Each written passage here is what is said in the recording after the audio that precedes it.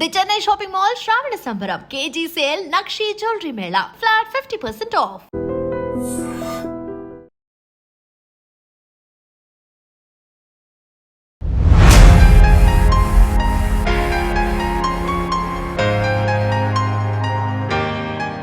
ఆయనతో మీ ప్రయాణం ఎలా మొదలైంది అసలు? మాది సోమబాబు గారిది కృష్ణా జిల్లా మైలవరం దగ్గర ఉన్న చిన్ననిగామ గ్రామం. మా అన్నయ్య ఆయన దగ్గర మేనేజర్గా జాయిన్ అయ్యారు. మనం కూడా మద్రాసు వెళ్ళాలి, మనం కూడా సినిమా ఫీల్డ్లో చేయాలి అని ఆశ ఉండేది. సోమబాబు గారితో నేను సార్ నాకు ఇంట్రెస్ట్ అండి సినిమా ఫీల్డ్కి వస్తానన్నా. నాకు కొంచెం డైరెక్షన్ డిపార్ట్మెంట్ బాగా ఇష్టం అండి అన్న. అప్పుడు ఆయన ఏం చెప్పారంటే ఇక అలా సోమబాబు గారితో సినిమాలకి ఒక 10 సినిమాల దాకా పనిచేశాను. సినిమా ఇండస్ట్రీలో రిటైర్మెంట్ ప్రకటించుకున్న ఏకైక హీరో నన్ను అడిగితే శోభన్ బాబు గారు. ఎందుకని రిటైర్మెంట్ తీసుకున్నారంట? ఆయన కష్టాలు పడే టైంలో 1960లో వెళ్ళారు. ఏమైందంటే ఒక ప్రొడ్యూసర్ ఎవరో కష్టాల టైంలో 100 రూపాయలు ఇస్తాను సంపాదించారు రమ్మంటే 15-20 కిలోమీటర్లు ఆయన సైకిల్ వేసుకుని వెళ్ళారు. స్టార్టింగ్ ఒక 5-6 సంవత్సరాలు కష్టపడిన తర్వాత కొన్ని ఇందాక 100 రూపాయలకి చెప్పాను కొన్ని ఇబ్బందులు చూసి వాళ్ళ మిస్సెస్ ఏమనేది ఏంటంటే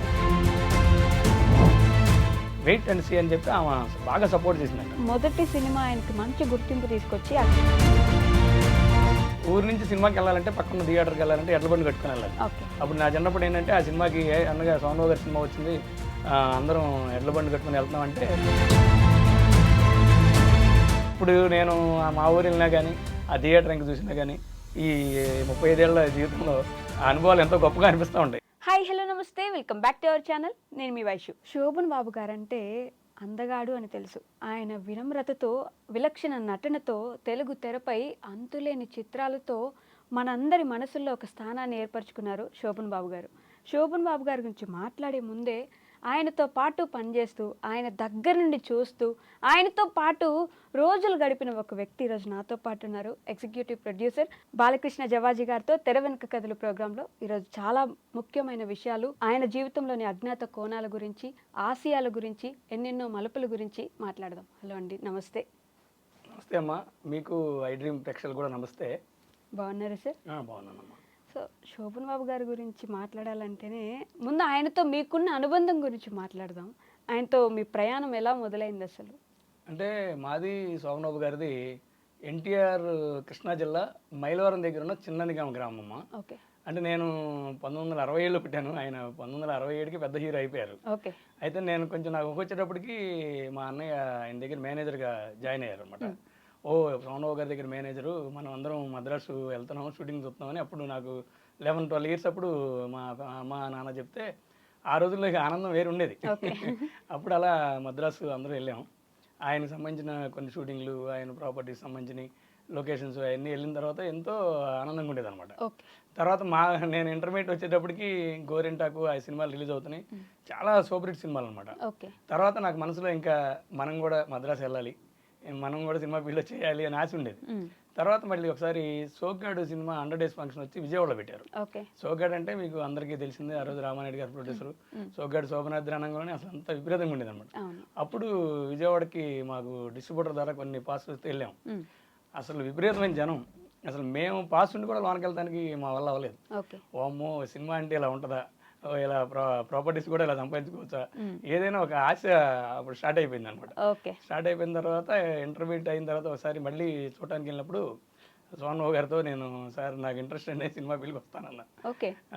ఏమయ్యా నువ్వు చదువుకోవాలి కానీ నువ్వు ఇలా ఇంట్రెస్ట్ అయ్యి అనొద్దు, ముందు మినిమం డిగ్రీ అన్న చదువుకో, డిగ్రీ అయిన తర్వాత ఇక్కడ ఒకవేళ సక్సెస్ అవ్వకపోయినా ఏదన్నా బ్యాంక్స్లో కానీ ఏదన్నా నువ్వు ట్రై చేసుకుంటే అలా వెళ్ళొచ్చు, ఇండస్ట్రీ అనేది తొందరపడి రావడానికి ప్రయత్నం చేయొద్దు, ముందు ఫస్ట్ చదువు ఇంపార్టెంట్ అనేవాళ్ళం. అప్పుడు మీ వయసు ఎంత ఉండేదండి? నాకు 17 ఏళ్ళు ఇంటర్మీడియట్ అంటే, కానీ వచ్చాను కానీ డిగ్రీ ప్రైవేట్గా రాద్దాం, ఇంకా మనం ఇంకా సినిమా ఫీల్డ్కే, ఇప్పుడు నేనే కాదు ఈ సినిమా ఫీల్డ్కి ఎంటర్ అయిన ఏ వ్యక్తి అయినా సరే ఎన్నో ఆశలతోనే డెఫినెట్గా వస్తారు. అలా నేను కూడా ఆ రోజు వచ్చాను. అప్పుడు ఏం చేయాలి ఏంటంటే నాకు కొంచెం డైరెక్షన్ డిపార్ట్మెంట్ బాగా ఇష్టం అండి అన్నాను. అప్పుడు ఆయన ఏం చెప్పారంటే మా సురేష్ అండి వాళ్ళ మేనేజర్ అనమాట. సురేష్ గారు కూడా మన కెమెరా డిపార్ట్మెంట్లో ఉన్నారు కదమ్మా.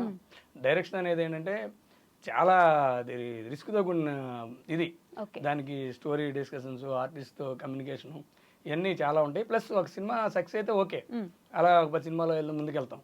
సినిమా సక్సెస్ అయిపోతే నెక్స్ట్ సినిమా ఏంటో కూడా తెలియకపోతే చాలా ప్రాబ్లమ్స్ వస్తాయి. అవును. దానివల్ల టెక్నికల్గా నీకుంటే టెక్నికల్ ఎప్పుడైనా ఏదో ఒకటి చేసుకుని వెళ్ళొచ్చు. కాబట్టి టెక్నికల్గా నువ్వు ఉండి మన సురేష్ దగ్గరే అసిస్టెంట్గా వెళ్ళు ఓకే. అని చెప్పారనమాట అమ్మ. అప్పుడు అలా ఆయన దగ్గర సురేష్ గారి దగ్గర జాయిన్ అయ్యి దానికి సురేష్ గారి కంటే ముందు రవిప్రసాద్ చెంగయ్య గారు అనేవారు. ఓకే. చెంగయ్య గారికి ఇమ్మీడియట్గా కమ్యూనికేషన్ చేశారు. మా బాలకృష్ణ మా ఊరండి, మీ దగ్గర కొన్నాళ్ళు అసిస్టెంట్ చేస్తాడు, తర్వాత సురేష్ గారి దగ్గరికి వెళ్తారని. ఓకే. చెంగయ్య గారు ఇమీడియట్గా రమ్మన్నారు అనమాట. అప్పుడు ఊరికి సోగ్గాడని 1985 జనవరి 1 అనమాట. ఓకే. నేను ఊరికి సోగ్గాడు అనే సినిమాకి పలానా ఏవిఎం స్టూడియోకి రమ్మంటే వెళ్ళాను. నేను వెళ్ళేప్పటికీ అంత హ్యాపీ న్యూ ఇయర్, అక్కడ సినిమా ఓపెనింగ్ అయింది సాంగ్. అసలు ఎంత విపరీతంగా ఉందంటే స్టూడియో అంతా. ఇంకా మనకి ఏంటంటే మన వర్క్ మర్చిపోయి మన వర్క్ వెళ్ళావా ఇవన్నీ చూడడానికి వచ్చామా అని అంత ఆనందంగా ఉండేది అన్నమాట. ఆ రోజు విజయశాంతి గారు సోమరావు గారి మీద ఒక సాంగ్ తీశారు. ఫస్ట్ నాకైతే ఏంటంటే పేపర్స్ పట్టుకోవడం, కొన్ని కెమెరాకి సంబంధించి మాత్రమే నేర్పారు. ఇక అలా సోమరావు గారితో సినిమాలకి ఒక 10 సినిమాల దాకా పనిచేశాను.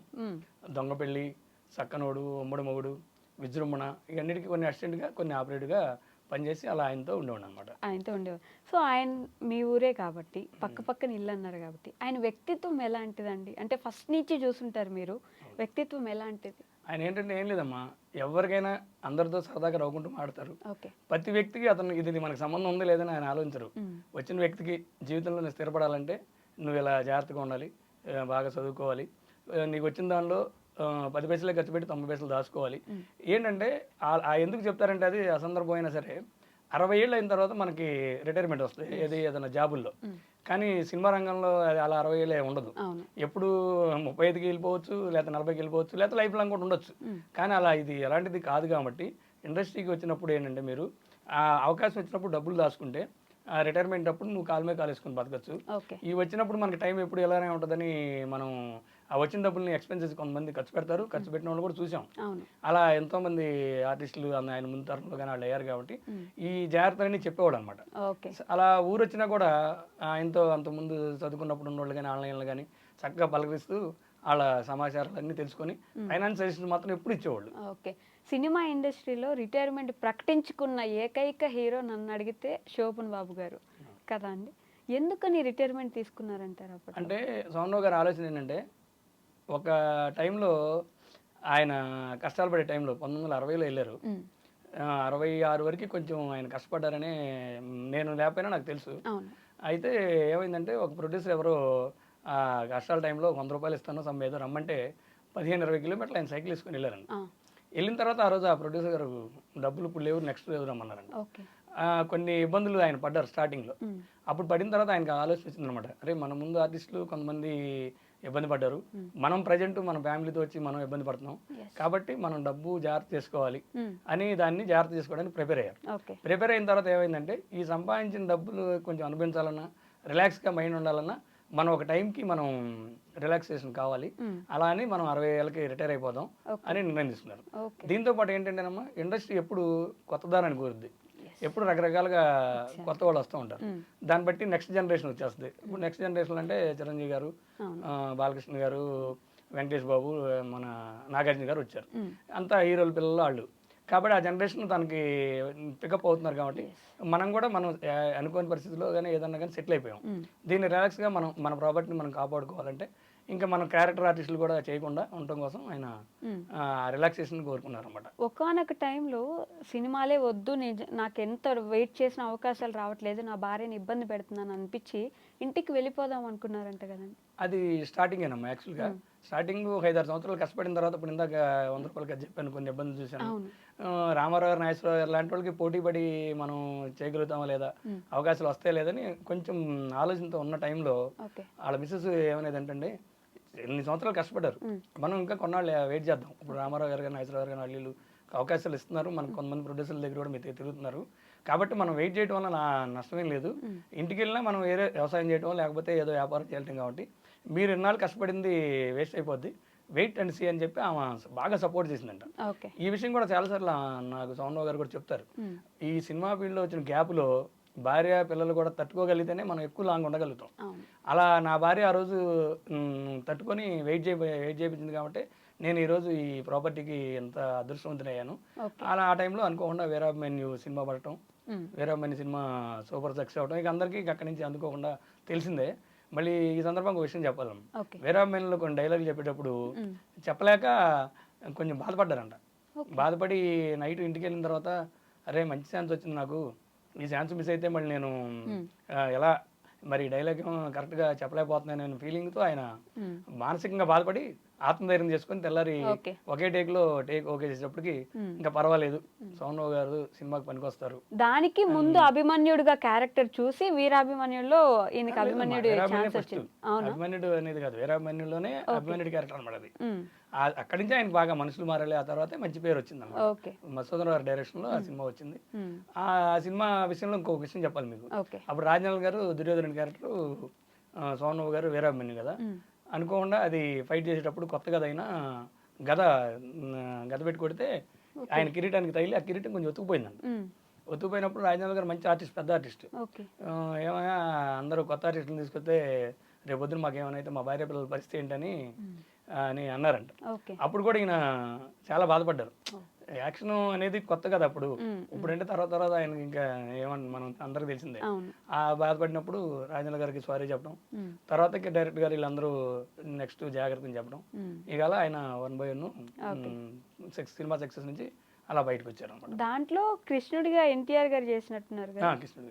ఎన్టీఆర్ గారు చేశారు. అయినప్పటికీ ఈయన క్యారెక్టర్ కి మంచి క్యారెక్టర్. ఈయన సినిమా హీరో ఈయన కింద లెక్కే. రామారావు గారు మెయిన్ హీరోని అయినా అభిమన్యు వీరాభిమన్యు అనే పేరు మీద తీశారు కాబట్టి ఈయన హీరో లెక్క. ఆ సినిమాలో కాంచన్ గారు హీరోయిన్. అదుగో నవలోకం వెలిసే మన కోసం అనే పాట ఆ రోజుల్లో అసలు బంపర్ హిట్ అనమాట. ఇప్పుడు మనం ఇంకా అదృష్టం ఏంటంటే యూట్యూబ్ కానీ ఇవన్నీ రావడం వలన కొంతమంది చూడాలన్న వాళ్ళు చూడడానికి అవకాశం ఉంది. నా ఇంటర్వ్యూ చూసా కూడా ఆ సాంగ్ చూడాలంటే చూడొచ్చు అనమాట. చూడొచ్చు. దాని తర్వాత మొదటి సినిమా ఆయనకి మంచి గుర్తింపు తీసుకొచ్చి అక్కడి నుంచి ఆగకుండా ప్రయాణం మొదలైన సినిమా ఏంటి ఆయన? ఇంకా మనుషులు మారాలి అయిన తర్వాత జీవన్ జ్యోతి, తర్వాత తహసీల్దార్ గారు అమ్మాయి, కంటిన్యూ ఇంకా నీకు 5-6 సంవత్సరాలు మంచి 1977లో అన్ని సూపర్ హిట్లే. లైన్ గా టక్కని గుర్తురావు కానీ జీవన్ జ్యోతి, తహసీల్దార్ గారు అమ్మాయి, మనుషులు మారాలి, శారద ఇవన్నీ సూపర్ హిట్ అనమాట. జీవన్ జ్యోతి సినిమాకి మాకు ఫుల్ మంచి అనుభవం. మా వాణిశ్రీ గారు హీరోయిన్. అప్పుడు మాది చాలా పల్లెటూరు, మొత్తం కలిపి 150-200 ఇల్లే ఉంటాయి. ఊరి నుంచి సినిమాకి వెళ్ళాలంటే పక్కన థియేటర్కి వెళ్ళాలంటే ఎడ్ల బండి కట్టుకుని వెళ్ళాలి. అప్పుడు నా చిన్నప్పుడు ఏంటంటే ఆ సినిమాకి అన్నగా సోమరావు గారి సినిమా వచ్చింది, అందరం ఎడ్ల బండి కట్టుకుని వెళ్తున్నాం అంటే ఈ బళ్ళు ఉన్న వాళ్ళందరినీ ఒక 20 మంది 10 మందిని అలా బాగు చేసి వాళ్ళ అమ్మగారు నాన్నగారితో వాళ్ళు అలా అందరం కలిసి బండిలో వెళ్ళాం అనమాట. సినిమా చూసి మళ్ళీ నైట్ ఫస్ట్ షో అయితే ఫస్ట్ షో, లేకపోతే మ్యాట్నీ అయితే మ్యాట్నీ చూసుకొని మళ్ళీ బళ్ళలో ఇళ్ళకి వచ్చేవాళ్ళం. ఇప్పుడు నేను మా ఊరు వెళ్ళినా కానీ ఆ థియేటర్ ఇంకా చూసినా కానీ ఈ 35 ఏళ్ల జీవితంలో ఆ అనుభవాలు ఎంతో గొప్పగా అనిపిస్తూ ఉంటాయి. ఇప్పుడు టెక్నాలజీ డెవలప్ అయ్యి అన్ని మన దగ్గరికి వచ్చినాయి అనుకోండి. అప్పుడు సినిమా టికెట్ ప్రైస్ ఎంత ఉండేది? అప్పుడు ₹1 ఉండేది. చైర్ వచ్చి ₹3 అమ్మా. మా దాంట్లో కూడా కొంతమంది నేను చైర్లో కూర్చొని చూస్తాననే వాళ్ళు. మేమేం చేసేవాడు అంటే ₹2 పెంచి ఎక్కువ సార్లు చూడాలి సోమరావు గారి సినిమాని. ఒక్కో సినిమాని గోరింటాల సినిమా దాన్ని 7-8 సార్లు పైన చూశాను. మా ఊర్లో 15 సార్లు చూసిన వాళ్ళు కూడా ఉన్నారు. నేనేంటంటే ఒక ₹3 సినిమాకి ఎక్కువ సార్లు చూసే కన్నా ₹2కి ఎక్కువ సార్లు వెళ్ళొచ్చని ఆ ₹2 బెంచ్కి వెళ్ళేవాడు అనమాట.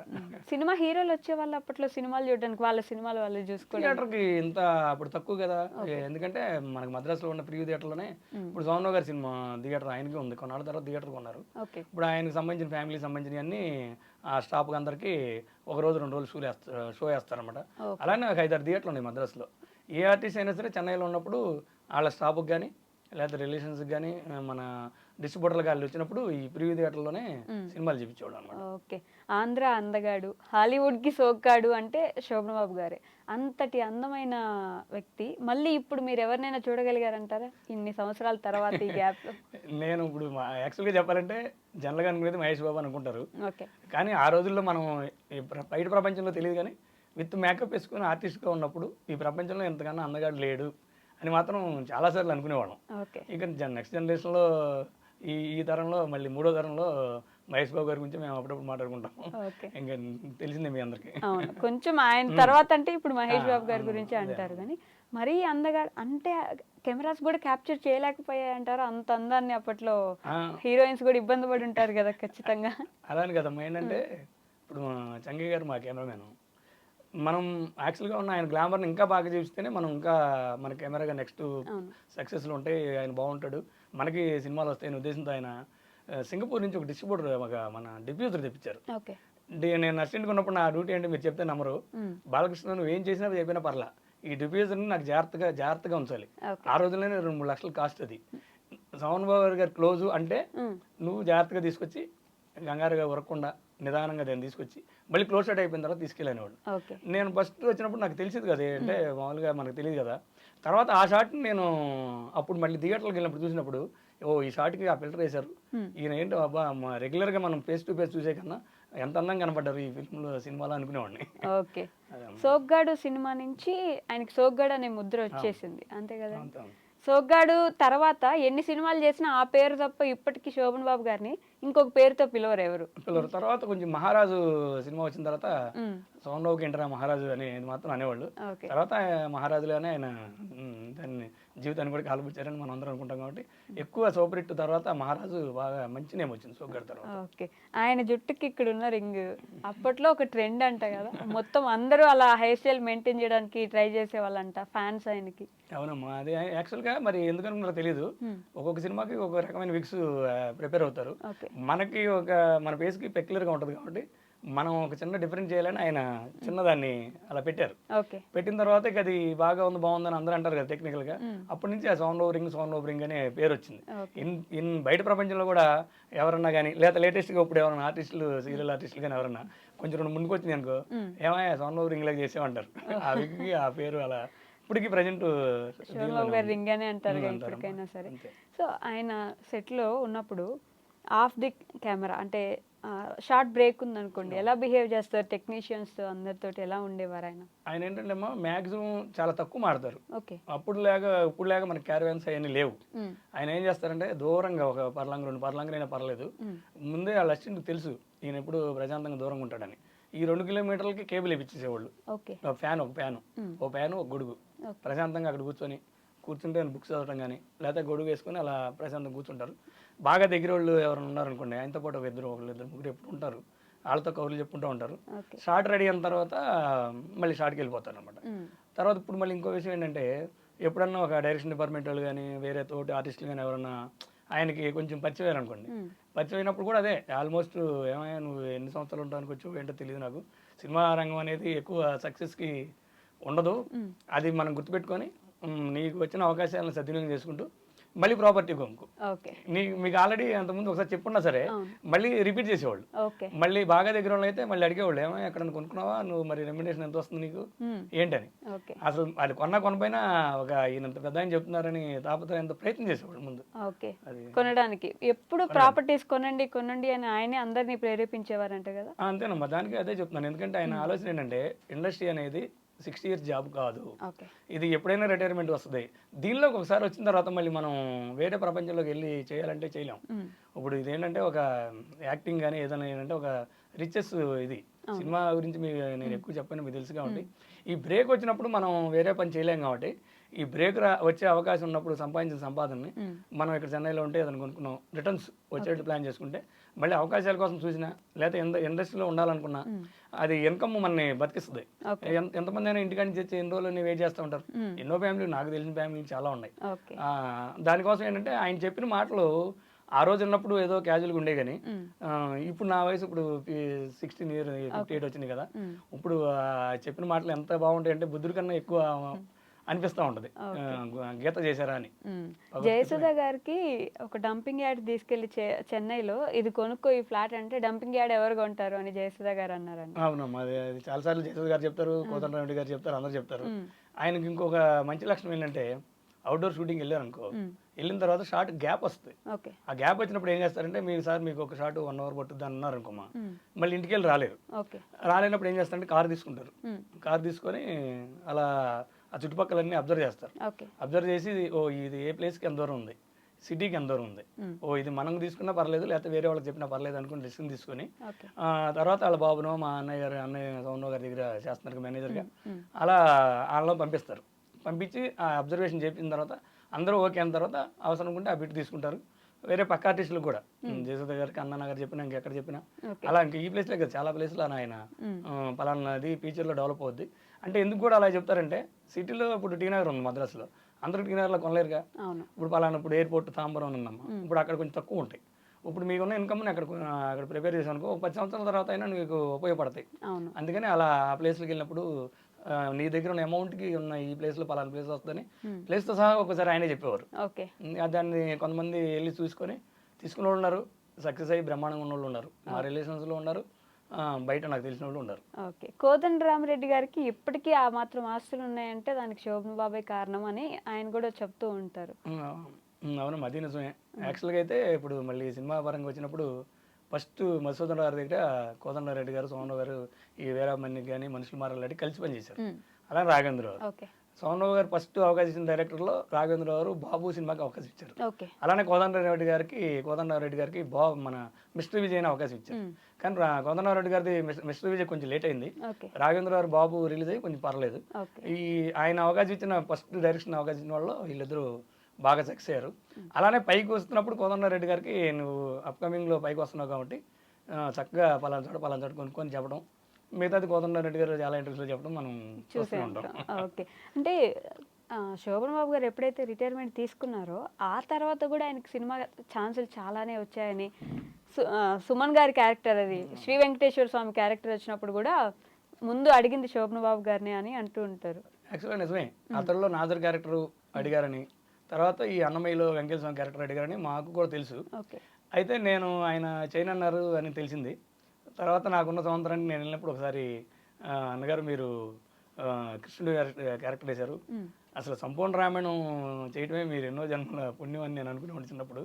అలాంటి సంపూర్ణ రామాయణంలో రాముడికి వేశారు, కురుక్షేత్రంలో కృష్ణుడికి వేశారు, వెంకటేశ్వర స్వామి కూడా వేస్తే బాగుండేదేమో, మీకు వచ్చిన అవకాశాన్ని మీరు వద్దన్నారు ఏంటి అన్నగారని నాకు ఉన్న సంవత్సరంతో అడిగారు.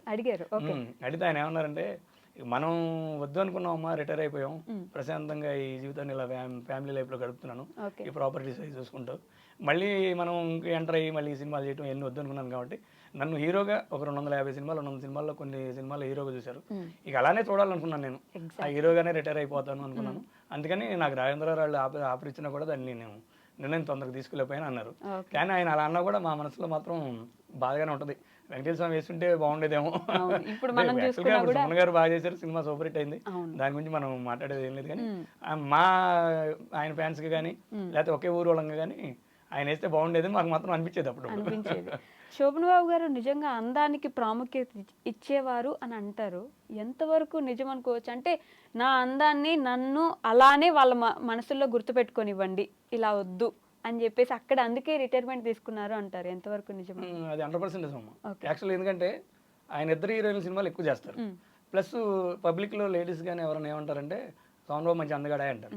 ఇప్పుడు ఆ అందగాడన్న దీన్ని మనం మేకప్లో కానీ విగ్గుల్లో కానీ క్యారెక్టర్లో కానీ మెయింటైన్ చేయకపోతే అరే ఎలా అయిపోయాడు ఏంటరా సౌండ్ బాబు అనుకుంటారని, ఒకవేళ వేరే రకంగా చూసినా నన్ను అలా చూసిన వ్యక్తులు ఎలా అనుకుంటారనే ఉద్దేశం ఆయన భావన ఎక్కువ ఉండేది. అందుకని ఒక హీరోగానే మనం చేసాము, హీరోగానే రిటైర్ అయిపోతాం, మళ్ళీ క్యారెక్టర్గా మనం వద్దు. ఏదైనా సరే ఏ సినిమా చేసినా ఆల్మోస్ట్ మనం హీరో చేయనప్పుడు క్యారెక్టర్ ఆర్టిస్ట్ గానే అంటారని ఇక ఆయన ఉద్దేశంతో అందాన్ని ఉన్నన్నాళ్ళు అందాన్ని కాపాడుకుంటూ ఎక్కడన్నా మేకప్ ఏదైనా టీటీ అన్ని చూసుకుంటూ కంటిన్యూ అయ్యేవాళ్ళు అనమాట. ఓకే. ఎక్కడో ఒకసారి బయటకు వెళ్తే అక్కడ ఎవరో ఒక ఆవిడ పెద్దవారు అయిపోతున్నారండి అన్నందుకు బాగా ఫీల్ అయ్యారని, తర్వాత ఒక 10 సంవత్సరాల పాటు ఇంట్లో నుండి బయటికి రాలేదు, ఇంట్లోనే ఉండిపోయారని అంటూ ఉంటారు. అయితే అదేం లేదు, జనరల్ గా బయట రిలేషన్స్ కానీ మా ఊరు వచ్చినప్పుడు కానీ పెళ్లికి కానీ ఆయన మాక్సిమం వితౌట్ మేకప్ తో వస్తారు. అంటే అక్కడక్కడ ఎవరన్నా ఫ్యాన్స్ సడన్ గా చూసి అంటా ఉంటారు కదా, అలా అనుకుంటారు. అయితే ఇంకోటి కూడా ఏంటంటే ఏదన్నా మ్యారేజ్ కానీ ఫంక్షన్ కానీ ఎక్కువ వెళ్తానికి ఇష్టపడేవారు కాదు. ఎందుకు ఇష్టపడేవారు గారు అంటే అక్కడ పెళ్లి important, function important. As a హీరోగా నేను గెప్పుకొని వచ్చాననుకో అది మర్చిపోయి అందరూ మన చుట్టూ ఉంటారు కాబట్టి చాలా మోస్ట్ ఇంపార్టెంట్ తప్ప కొన్ని మ్యారేజ్లు కూడా అవాయిడ్ చేసేవారు. ఆయన ముందే చెప్పేవాళ్ళు, నేను ఆశీర్వదిస్తాను ఇక్కడి నుంచి, కానీ నేను రావటం అనేది దాని ఇబ్బంది ఉంటుంది అని చెప్పేవారు. బాగా ఇంపార్టెంట్ మ్యారేజ్ మాత్రం ఆ ఫంక్షన్లు మాత్రం వెళ్ళేవాళ్ళు. శోభన్ బాబు గారు ఎక్కువగా ఒంటరిగా ఉండడానికి ఇష్టపడతారు అంటారు. ఒంటరి అనేది ఏం లేదు కానమ్మా, ఇంటి దగ్గరికి వచ్చిన తర్వాత సినిమా విషయాలు ఎక్కువ మాట్లాడరు. ఇప్పుడు యాక్చువల్గా ఆయనతో పాటు ఏమైందంటే మైలవరంలో చదువుకునేటప్పుడు ఒక హిందీ మాస్టర్ ఉండేవారు. ఆ మాస్టర్ ఏంటంటే నువ్వు బాగున్నావు, ఆర్టిస్ట్గా ట్రై అయ్యి ఆర్టిస్ట్ అవుతావు అని చెప్పారనమాట. అది ఆయనకి మైండ్లో ఉంది. అప్పుడు ఈయన సక్సెస్ అయిన తర్వాత ఆయన రిటైర్ అయ్యారని తెలుసుకొని ఆయన్ని ఇంటికి పిలిపించుకున్నారు. ఆఫ్టర్ రిటైర్ మాస్టర్ కూడా ఏం చేయలేరు కదా ఊర్లో, నా దగ్గర ఉండండి మనం అలా సినిమాల కాటికి వెళ్తా ఉందాం అని చెప్పి ఆయనే కొంత అమౌంట్ ఇచ్చి ఇల్లు ఇచ్చి రెస్పెక్ట్ ఇచ్చి ఆయన తీసుకున్నారు. అలానే ఇంకా రెడ్డి గారు ఒక అతను ఉండేవాళ్ళు, ఆయన డైరెక్షన్ డిపార్ట్మెంట్లో ఉండి సౌండ్ గారు స్టార్టింగ్లో కొంత హెల్ప్ చేశారంట. తర్వాత ఆయన ఆర్థిక పరిస్థితి కూడా తెలుసుకొని మనోడు సక్సెస్ అవ్వలేదు అని చెప్పి అతన్ని కూడా తీసుకొచ్చి అతనికి కొంత అమౌంట్ ఇచ్చి అతనికి రూమ్ ఇచ్చి ఆయనతో పాటు ఉంచుకునేవాళ్ళు. అవి ఏంటంటే వీళ్ళిద్దరు విషయాలు ఏంటంటే వీళ్ళు ముగ్గురు కంపల్సరీ కారులో వెళ్తారు కదా, వెళ్ళినప్పుడు పక్కకి వెళ్ళి బయటకు వెళ్ళిపోయి ఓ పక్కన కూర్చొని ముగ్గురు చిన్ననాటి విషయాలు కానీ లేకపోతే ఊరి విషయాలు కానీ వాళ్ళ ఊరి విషయాలు వీళ్ళ ఊరి విషయాలు కానీ అయ్యే ఎక్కువ డిస్కస్ చేసేవాళ్ళు. సినిమాకి సంబంధించిన ఏంటంటే డైరెక్షన్ డిపార్ట్మెంట్ వాళ్ళందరూ చూసుకుంటారు, మనం ఎక్కువ స్ట్రెస్ అయ్యే పని ఉండదనే ఆలోచనతో ఆయన కొంచెం ఒంటరిగానే వీళ్ళతోనే కూర్చుంటారు అనమాట. ఇక ఇంపార్టెంట్ డైరెక్షన్ డిపార్ట్మెంట్ కానీ లేదా డైరెక్టర్ గారు కానీ ప్రొడ్యూసర్ కానీ వాళ్ళు కావాల్సినప్పుడు వాళ్ళు మాట్లాడుకుని వెళ్ళిపోతూ ఉంటారు. సినిమాని గడప దగ్గరే వదిలేసి రావడం శోభన్ బాబు గారికి అలవాటు. అంతేనమ్మా, అంతే. ఇంటి దగ్గర కూడా ఎక్కువ అసలు మాట్లాడరు. ఏదైనా కొత్త ప్రొడ్యూసర్ అడ్వాన్స్ చేయడానికి వచ్చినప్పుడు లేకపోతే కొత్త డైరెక్టర్ స్టోరీ చెప్పడానికి వచ్చినప్పుడు, అంటే కొత్త సినిమాకి కొత్త డైరెక్టర్ అంటే ఇప్పుడు గోదండారెడ్డి గారు చాలా సినిమాలు చేస్తుంటారు, మళ్ళీ కొత్త సినిమా చేసేటప్పుడు కొత్త స్టోరీ కదా, జస్ట్ అప్పుడు ఆ సమయంలో మాత్రమే ఇంటికి సంబంధించినప్పుడు ఇంటి దగ్గర జస్ట్ తెలుసుకుంటారు. తెలుసుకొని ఫైనల్గా ఏం చెప్తారంటే ప్రొడ్యూసర్ కూడా మీరు నా బిజినెస్ అవన్నీ డిస్ట్రిబ్యూటర్తో డిస్కస్ చేసుకుని మనం ఎంత బడ్జెట్ పెట్టగలం ఏంటి అనేది డిస్కస్ చేసుకొని మీరు ప్లాన్ చేసుకోండి. డైరెక్టర్ గారికి ఏం చెప్తారంటే ఈ స్టోరీ నా మీద నాకు ఎంతవరకు ఉపయోగపడుద్ది ఏంటి, ఫర్దర్గా ఈ సక్సెస్కి మీరు ప్లాన్ చేసుకుని ఏమైనా చేంజెస్ ఉంటే చేసుకోండి అని అంతవరకే ఆయన చెప్తారు. మిగతాదంతా అవుట్లుకే అంటారు అనమాట. సంపాదించే ప్రతి రూపాయికి విలువ ఇవ్వాలి అని ఆయన ఎవరినైనా చూసి వీళ్ళు ఇలా అయిపోయారు మనం అలా అవ్వకూడదని ఎవరైనా చూసి అనుకున్నారా అండి? డెఫినెట్గా ఫస్ట్ నేను చెప్పాను కదా, ఇప్పుడు మనం పేర్లు చెప్పాలంటే సావిత్రి గారు, రాజనాల్ గారు, ఇంకా కొంతమంది ఉన్నారు. ఎండింగ్లో వాళ్ళ ఇబ్బందులు మనకి కంపల్సరీగా తెలుసు కాబట్టి ప్లస్ ఆయన పడిన కష్టం ఫస్ట్ తెలుసు. ఇప్పుడు నేను 20 కిలోమీటర్లు సైకిల్ మీద వెళ్ళి 100 రూపాయల కోసం రాలేదని బాధపడ్డారు, వెళ్ళేటప్పుడు వెళ్ళి ఆనందం వచ్చినప్పుడు ఉండదు కదా. ఇవన్నీ మైండ్లో గుర్తుపెట్టుకొని మళ్ళీ ఎక్కడన్నా గ్యాప్ వస్తే మళ్ళీ ఒక రేంజ్కి వెళ్ళిన తర్వాత మళ్ళీ గ్యాప్ వచ్చింది ఇంకా కష్టం. రేంజ్లో రాకముందు గ్యాప్ వచ్చినా మనకేం తెలియదు, ఎవరికి తెలియదు. ఒక రేంజ్ వచ్చాక గ్యాప్ వస్తే ఆ కష్టాన్ని ఎలా భరించాలి అనే భయంతో ఏంటంటే మ్యాక్సిమం ఆయన అవకాశాలు అలా వచ్చినాయి, డబ్బు అలా ఉంది కాబట్టి ఎక్కడెక్కడ 90% సేఫ్లో పెట్టుకొని రిటర్న్స్ తీసుకోగలిగారు ఇది రిటైర్మెంట్ అయ్యానికి. సో మామూలుగా వచ్చిన ప్రతి హీరోలు అప్పట్లో అయితే ఎన్టీఆర్ గారితో సహా రాజకీయాల్లోకో లేకపోతే ఇంక దేంట్లో అయినా వెళ్ళి ఇంట్రెస్ట్ చూపించి అక్కడ గెలిచిన వాళ్ళు నిలబడ్డ వారు ఉన్నారు. ఈయన రాజకీయాల్లో కానీ అసలు ఇంక ఏ విషయం డైరెక్షన్లో కానీ దేంట్లోకి ఎందుకని వెళ్ళలేదు? ఆయన ఏమంటారంటే నేను అనుకోకుండా ఆర్టిస్ట్ అయ్యాను, భగవంతు దైవంలో హీరోకి సక్సెస్ అయ్యాను, దానికి సంబంధించి నేను దాన్ని ఎలా పికప్ చేసుకోవాలి, ఏ క్యారెక్టర్ వేస్తే ఏంటిది, మనం ఆ స్టోరీ మంచి స్టోరీ ఎలా చేయాలి దాని గురించి ఆలోచించేవాళ్ళు అనమాట.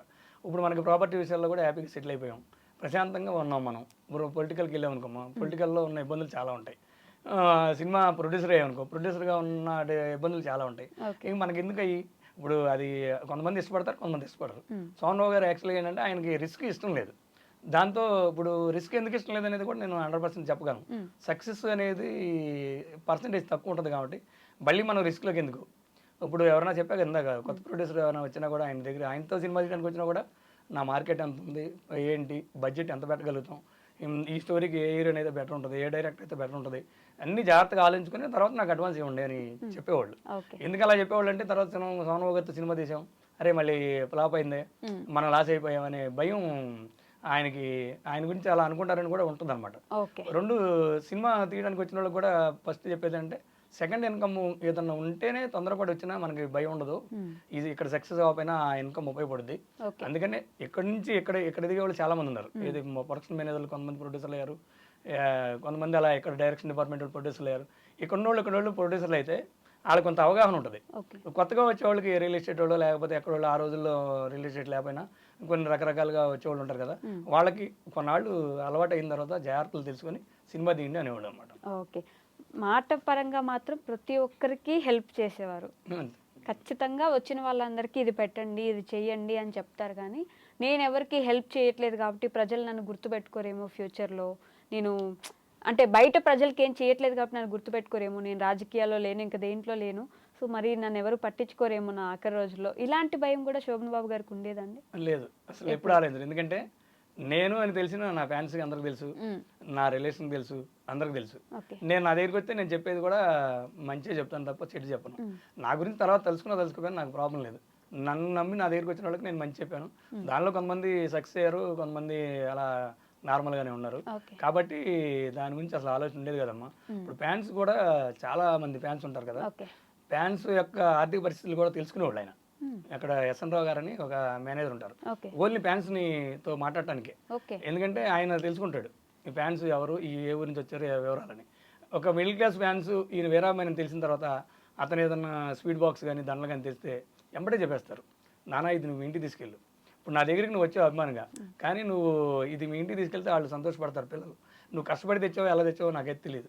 నువ్వు నెక్స్ట్ వచ్చినప్పుడు మాత్రం నా దగ్గరికి నువ్వు బాక్స్ తీసుకురావద్దు, నువ్వు తీసుకురాకపోయినా నేను మాట్లాడతాను అంటే. ఎందుకనే వాళ్ళు అంటే నువ్వు మిడిల్ క్లాస్ అని ఆయన మనసులో తెలుసు కానీ వాళ్ళతో అనరు. ఈయనే ఆయన గ్రహించి అలా చెప్తా ఉంటారు. ఇంకోటి కూడా సక్సెస్ అయినప్పుడు ఎంతోమంది మన దగ్గరికి వస్తూ ఉంటారు. సక్సెస్ అయినప్పుడే ఈ స్వీట్ బాక్సులు కానీ దండలు కానీ వస్తాయా, సక్సెస్ కానప్పుడు ఏమి ఎవరు కనపడరు. రెండోది మన గేట్ దగ్గర వెయిట్ చేసిన వాళ్ళు కూడా, ఇది చాలా గట్టిగా మన గేట్ దగ్గర వెయిట్ చేసిన వాళ్ళు కూడా సక్సెస్ అయిన తర్వాత వాళ్ళ గేట్ దగ్గరికి వెళ్తే మనం రాణిస్తారో లేదు కూడా తెలియని ఇండస్ట్రీ ఇది. అందుకని ఏంటంటే మనకు అవకాశం వచ్చినప్పుడు మనకు మనం నిలబడపోతే మీరు తర్వాత ఆర్థికంగా ఇక ఉండాలి అనుకుంటేనే. ఇప్పుడు మనం ఈ సినిమా ప్రపంచం నుంచి బయటకు వెళ్ళిపోవాలంటే ఎక్కడైనా బతకొచ్చు, ఏమైనా చేసుకోవచ్చు. ఇక ఉండాలంటే నిలదొక్కుకోవాలి, ఈ గ్యాప్ని మనం తట్టుకోవాలి. అందుకని దానికి ఎప్పుడు జాగ్రత్త చెప్పేవాళ్ళు అనమాట. ప్రతిసారి దాని గురించి ఆలోచించేవారు కదా, గ్యాప్ వస్తే ఏం చేయాలి, గ్యాప్ వస్తే ఏం చేస్తారు. అవును, అందుకని ఇంకోటి చెప్తాను మీకు. ఇప్పుడు వీరాభిమానులు చాలా మంది ఉన్నారు, వాళ్ళకి వచ్చినప్పుడు కూడా ఇలా చెప్పబట్టి, ఇప్పుడు కర్నూలులో సుధాకర్ అని ఆయన విగ్రహం, ఆయన విజయ్ గారు అని ఆయన, అందరు కలిసి 2-3 కలిసి విగ్రహం పెట్టారు. విగ్రహం పెట్టిన తర్వాత నేను వాళ్ళు కలిసినప్పుడు కానీ రాజమండ్రిలో శ్రీనివాస్ గారని, ప్రసాద్ గారని, ఇట్లా సోమబాబు సేవా సమితి వాళ్ళు విగ్రహం పెట్టారు. అలానే మళ్ళీ విజయవాడలో పెట్టారు. అప్పుడు నేను అడిగే ఉన్నాను, మరి ఏందమ్మా మీకు ఎంత అభిమానం, అసలు ఎక్కడి నుంచి వస్తుంది ఏంటని అడిగేవాడిని. అప్పుడు వాళ్ళు ఒకటే చెప్పేవారు, సోమబాబు గారు మాకు ఏమి ఇచ్చారని కదయ్యా, మీకు ఇండస్ట్రీలో మీ వాళ్ళు మీకు ఎలా చెప్పారో మేము ఫ్యాన్స్గా వచ్చినప్పుడు మాకు ఇలా జాగ్రత్త పడని చెప్పారు. యాజ్ మేము ఆయన మాటని ఈరోజు ఒక ఏజ్కి వచ్చిన తర్వాత సక్సెస్ అయ్యాం. ఆయన వెళ్ళిపోయిన తర్వాత మేము మాకు ఆయన చేసిన సహాయానికి కానీ మంచి మాటకి గుర్తుగా మేము ఆయన విగ్రహాలను మేము పెట్టుకుంటున్నాము అని చెప్పారు. బహుశా నేను 4-5 విగ్రహాలు పైన ఉన్నాయి, పెద్ద విగ్రహాలు, చిన్నవి కూడా చాలా ఉన్నాయి. మరి ఏమీ చేయకపోయినా అభిమానులు మరి ఎందుకు ఉన్నారో మీకు అర్థమవుతుంది. తర్వాత ఇంకోటి చెప్పాలమ్మా, తర్వాత ఇంటి దగ్గర మద్రాసులో కూడా సోమరావు గారి బాబు పెట్టాడు, కన్నజేష్ గారు వాళ్ళ ఇంటి దగ్గర. ఈ రోజు నిజం చెప్పాలంటే అక్కడ అన్ననగర్కి వెళ్ళే దారిలో ఉంటుంది మేతా నగర్. గూగుల్లో కూడా ఆ అడ్రస్ సోమబాబు విగ్రహం అనే అడ్రస్ అడ్రస్గా అలా నిలబడిపోయింది. అక్కడ ఆటో వాళ్ళకి కానీ వాళ్ళు కానీ వీళ్ళు కానీ ఏదైనా చెప్తే వాళ్ళకి అర్థం కాదు మేతా నగర్ అంటే. సోమబాబు విగ్రహానంలోనే ప్రజెంట్ ఇప్పుడు అర్థమైపోద్ది. దాన్ని గూగుల్లో కూడా ఎక్కించారంటే ఆ విగ్రహానికి ఎంత విలువ ఉందో మీరు చెన్నైలో ఆలోచించండి. నిజంగా ఆయన గురించి మళ్ళీ ఒకసారి వెనక్కి వెళ్ళి ఆ మధుర జ్ఞాపకాలు కానీ, ఆయనతో ఉన్న సన్నివేశాలు కానీ, సందర్భాలు కానీ మీరు చెప్తుంటే ఒక్కసారి మేము కూడా ఆయనతో పాటు జర్నీ చేసిన ఫీలింగ్ వచ్చిందండి. Thank you so much. ఆయన గురించి ఎన్ని విషయాలు వివరంగా మాకు చెప్పినందుకు ధన్యవాదములు. మీకు కూడా థ్యాంక్ యూ అమ్మా. ఐ డ్రీమ్ వారికి కూడా థ్యాంక్ యూ.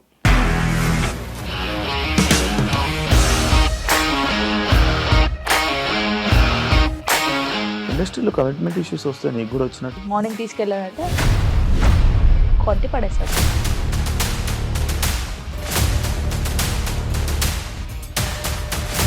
ఒక్కళ్ళు కూడా చూడలేదు ఈ సినిమా అని చెప్పడానికి కూడా చాలా ధైర్యం కావాలి. అది నిజం కదా, దాంట్లో ధైర్యం ఏంటి? ఇది నెక్స్ట్ డే ప్లేట్ మార్చేస్తే తప్పు కదా. As of now we are comfortable this అని నేను అనుకుంటున్నాను. రష్మిక గారిది మీది ఒకే ఊరంట కదా. నీకు కోపం వచ్చిందంటే బాగా తిట్టేత్తరా? తిట్టేద్దామండి. నిజంగా గేమ్ ని ఎలా చేంజ్ చేయగలిగారు? ఏపీఎస్ఎఫ్సి వాళ్ళకి 6 నెలల్లో నేను 6 లక్షలు కట్టా. బిజినెస్ చేయాలనుకుంటే it is as difficult as riding a tiger.